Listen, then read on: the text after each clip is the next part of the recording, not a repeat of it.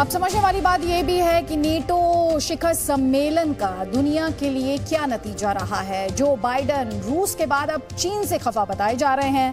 NATO शिखर सम्मेलन में Ukraine पर चर्चा के बावजूद यूक्रेन पर रूस के हमले भी जारी हैं, लेकिन अब जो बाइडेन ने केमिकल हमला करने पर रूस को खुद जवाब देने की धमकी दे दी है। वहीं चीन को भी उन्होंने अल्टीमेटम दिया है कि वो रूस की किसी भी स्थिति में मदद करने की कोशिश ना करे।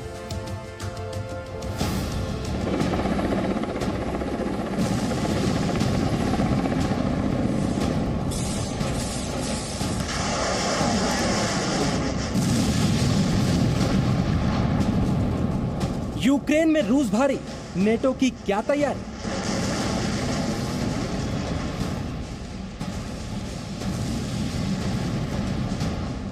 नेटो पर मंडराया परमाणु खतरा।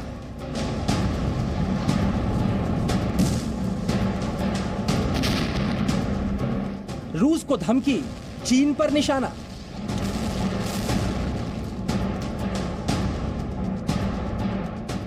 यूक्रेन पर हमला, अमेरिका देगा जवाब।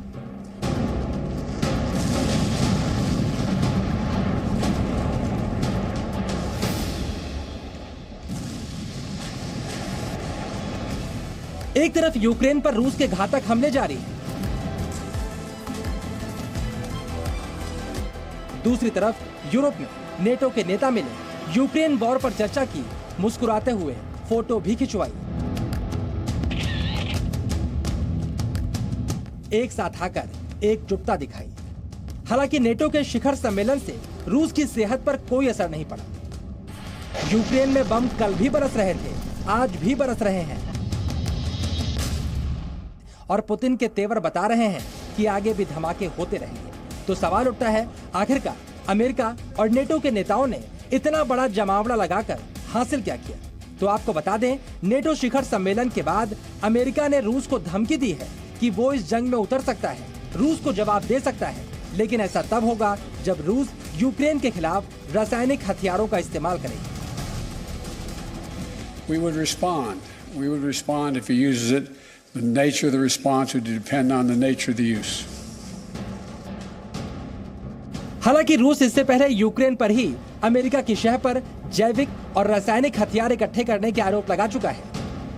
फिलहाल बाइडेन की नई धमकी पुतिन को भड़का भी सकती है, क्योंकि अगर रूस पर अमेरिका की तरफ से कोई सीधी कार्रवाई की जाती है तो इसका नतीजा भुगतने की चेतावनी पुतिन पहले ही दे चुके हैं। रूस तो यूक्रेन में धमाके कर ही रहा है, इसलिए अमेरिका के निशाने पर है, लेकिन चीन, जिसने अब तक यूएन में रूस के पक्ष में वोट दिया है, वो भी अमेरिका के रडार पर आ गया है। ब्रसेल्स में नेटो देशों और अमेरिका के नेता मिले तो निशाने पर चीन भी था। वो चीन जो अमेरिका के लिए रूस से कम नहीं बल्कि ज्यादा खतरनाक है। अमेरिका को डर है कहीं चीन युद्ध में रूस की मदद न करे और रूस के यूक्रेन मॉडल को फॉलो करते हुए अमेरिका के सहयोगी ताइवान पर हमला न कर दे। अमेरिका ये जानता है कि इस जंग में चीन रूस को सैन्य मदद दे सकता है, क्योंकि अमेरिका चीन टकराव के बाद बीजिंग और मॉस्को की दोस्ती काफी गाढ़ी हुई है। ऐसे में चीन रूस की मदद के लिए आगे आ सकता है। अमेरिका जानता है अगर इस जंग में चीन ने रूस की सेना की मदद की तो इस युद्ध का दायरा काफी बड़ा हो जाएगा और पहले ही हाथ से निकले हालातों को संभालना अमेरिका और नेटो के लिए लगभग नामुमकिन हो जाएगा। अमेरिका को यह भी लगता है चीन मौके का फायदा उठाकर ताइवान पर हमला भी कर सकता है। ऐसे में अमेरिका चीन पर पहले ही दबाव बनाकर रखना चाहता है। I had a very straightforward conversation with Xi. Now I guess it's 6 days ago, 7 days ago, in that range, and I made it clear to him. I made no threats, but I made it clear to him that make sure he understood the consequences of him helping Russia. अब सवाल उठता है, अगर चीन ने रूस की मदद की तो अमेरिका क्या करेगा? क्या अमेरिका चीन पर सीधा हमला कर सकता है? इसका जवाब भी बाइडेन ने दे दिया है। अमेरिका नेटो के साथ मिलकर चीन के खिलाफ भी वो ही खेल खेलेगा जो रूस के खिलाफ खेल रहा है, यानी चीन पर भी आर्थिक प्रतिबंधों की बमबारी की जा सकती है। China understands that its economic future is much more closely tied to the West than it is to Russia. And so I'm hopeful that He does not get engaged. फिलहाल अमेरिका की आशंका सही साबित हुई और चीन अमेरिका की धमकी को नजरअंदाज करते हुए रूस की मदद के लिए उतर गया तो अमेरिका और नेटो के सामने बहुत बड़ी चुनौती खड़ी होने वाली है, क्योंकि एक महाशक्ति यानी रूस से निपटना ही नेटो के लिए मुश्किल साबित हो रहा है। ऐसे में चीन भी मुकाबले में उतर आया तो पूरी दुनिया में हलचल मच जाएगी। Bureau report, ji media.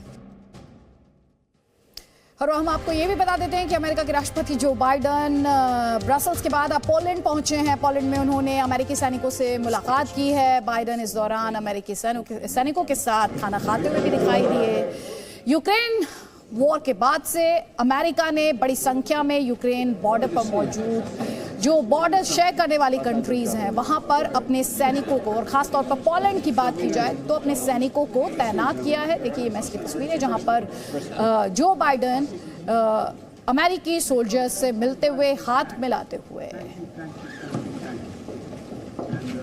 Presenting B News app available on Google Play and App Store. Download it now.